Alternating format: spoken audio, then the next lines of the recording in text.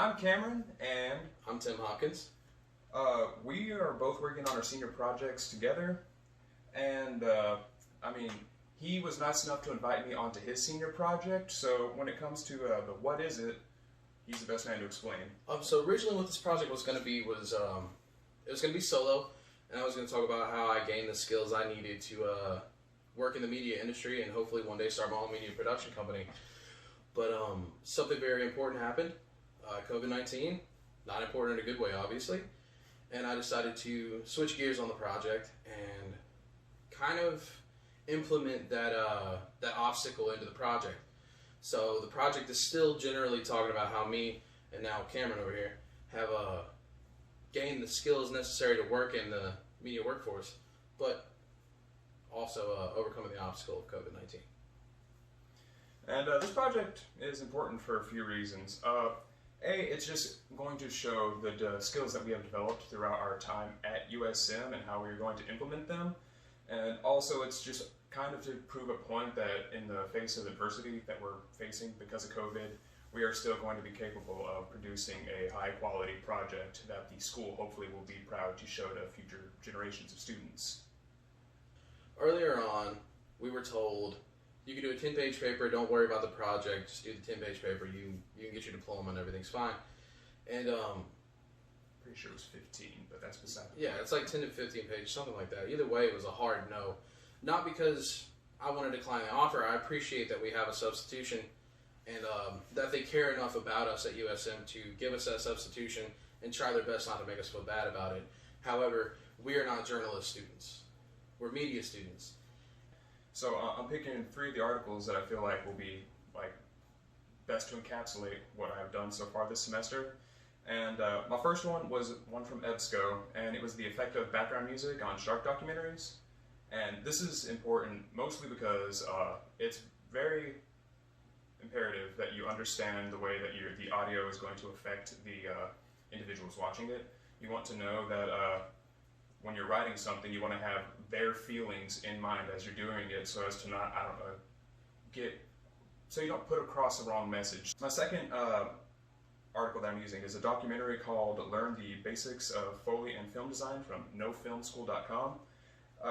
This talks about the past and present of Foley and the modern and old applications of it, and it just a massively good resource for ideas of how I should go about doing Foley for this project. And my Foley is going to mostly consist of trying to make the film documentary very intimate towards everybody. So I want all the sound effects to be there, everything accounted for, from the shirt ruffles to people sitting down in their chairs. I don't want it to be overpowering, but I want it to be there because I want it to be intimate, because I want this project to mean something to other people. And my third one is an article that was purely the Pro Tools functions, tips and tricks for purely sound design. It was a blog post that I found from somebody that works fully within sound design. That's his job, and it gives so many good examples, so many good shortcuts, so many good commands for just improving your workflow within Pro Tools, and pretty much gives you every single basic facet you would need to start doing Foley. The first article I found was actually from Business Insider, if I remember correctly, and it's how people nowadays in our generation are starting and maintaining media production companies, whether it be from a multi-million-dollar upstart budget to just a few $10,000, so on and so forth, like a lower income budget. Basically it all comes down to where you place your money and what you do with your time given. And that, in hindsight, it meant more to me than I could have given it credit for, because even though it's about business and running a business and et cetera, I can also apply it directly to this project, because we want to start filming the second we get an okay, and we want to use all the tools that we have. Granted, we don't want to deny using tools that the school utilizes for us, but we want to show that we can do what we can with both. Article 2 is basically a build off of that, and I think I got this from, it was like a Harvard article or something like that. It had something to do with Harvard, but it was Why Companies Fail. And that one, it kind of felt obvious to me, especially being a Harvard article. You'd think it'd be really snobby and much to do. But basically, it kind of showed me that, you hear growing up it's important to maintain a good relationship with your business partners, a good relationship with your clientele, this, that, and the next. And it's important to be adaptive to new technology, new techniques, and new styles when it comes to filming and editing and so on and so forth when creating productions. And the primary reason why businesses fail is because they usually started up decades ago or maintain methods that became relevant decades ago, and they don't adapt. And they're aggressive about their willingness to not adapt.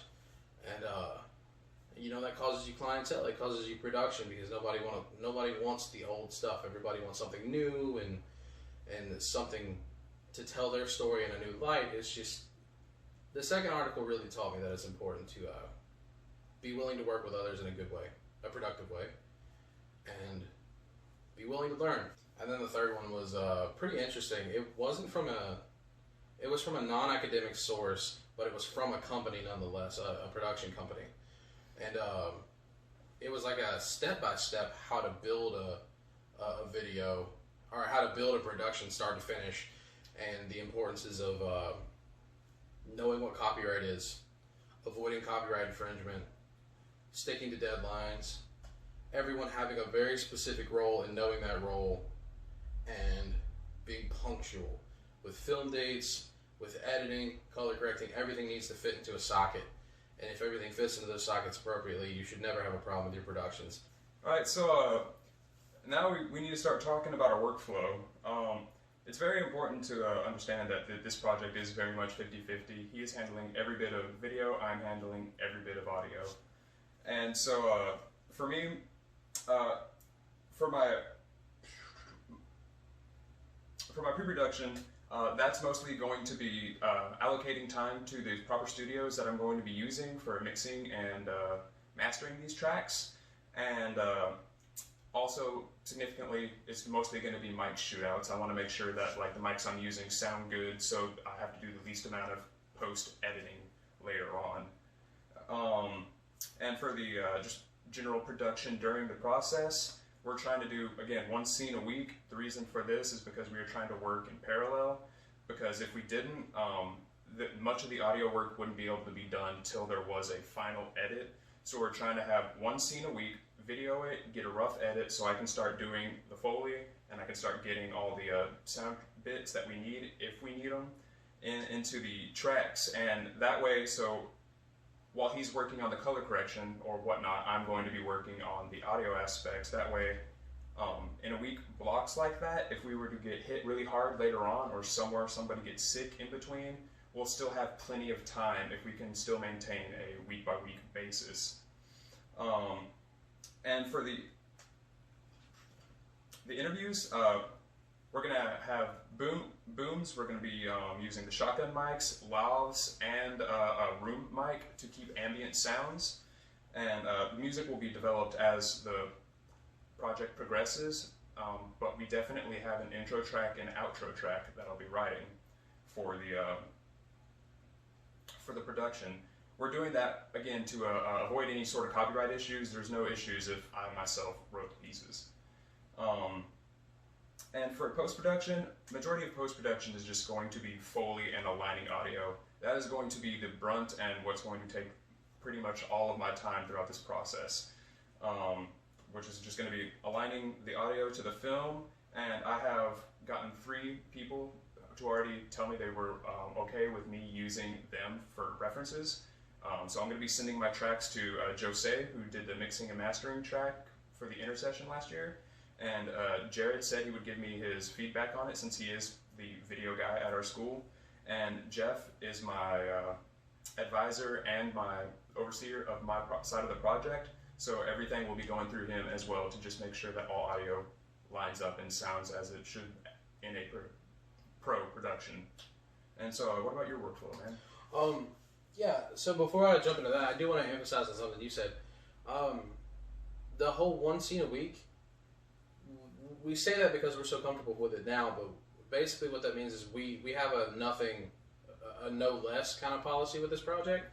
So while he's saying we're getting one scene a week. That's him saying we're accepting nothing less than one scene a week. So if we shoot half the doc in a month, we just shot half the doc in a month, and we have plenty of time to go back and refilm if we need to. But we are getting guaranteed one scene a week. So that's kind of why we're working in tandem, is because we want to be diligent and we want to make the most of our time, like we said before. So I just wanted to emphasize on that a little more. With my pre-production, it's pretty much going to be scouting out areas for B-roll, because we want this doc to be very aesthetic, not just in the sense of having beautiful scenery and this, that, and the next, but I want to make sure I'm filming how the public is changing, how frequencies of traffic are changing as the COVID thing develops. And if that means it doesn't change at all within the next 6 months, so be it. I'll work around it. But, you know, there's constantly talks of spikes and new shutdowns and this, that, and the next. So if that happens, I want to see it. I want to at least have taken the shot to get film of it. And I need to get the permits to film at the school, because I do want to film at the campus.